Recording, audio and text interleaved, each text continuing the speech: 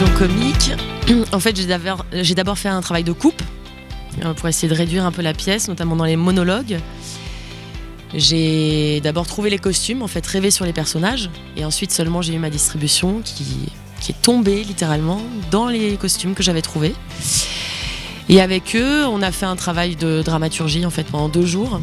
Ça devait être un peu frustrant pour eux de ne pas avoir le plateau tout de suite, parce que pour moi, c'est d'abord les acteurs qui doivent comprendre collectivement la pièce dans laquelle ils s'inscrivent. Et donc comprendre tous les mots, toutes les expressions un peu datées. Je serais Marie d'exposer. Voilà, enfin c'est tout ce vocabulaire en fait un peu empoulé qu'on essaye de rendre très concret. Et donc on a fait un travail de paraphrase de chaque phrase. Ça nous a pris 2 jours pour lire la pièce. J'ai pris le parti pris de doubler les lises, qu'elles soient ensemble, au début sur toute la pièce, et après je me suis dit non, en fait il vaut mieux qu'elles aient quand même aussi une partie soliste, mais dans les monologues qu'elles se rejoignent, pour donner un peu de force, qu'elles soient comme les sorcières de Shakespeare en fait, parce que c'est elles qui font chuter plein d'or, mais qui le libèrent aussi.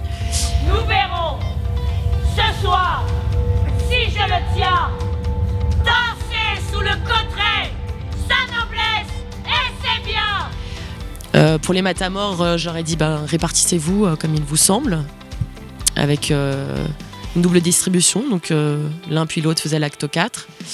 Et les Isabelle, c'est pareil, elles ont choisi leur partie, et après on a déployé. Donc ça a été vraiment un gros travail sur la versification, sur les respirations, sur le travail du sens, de respecter les 12 pieds.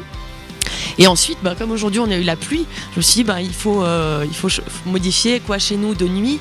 Non, on joue en journée et puis il vient de pleuvoir, donc quoi chez nous sous la pluie. En fait, ça faisait le même nombre de pieds, c'était bon. Tout comme une petite partie de Matamor qu'on a réécrit.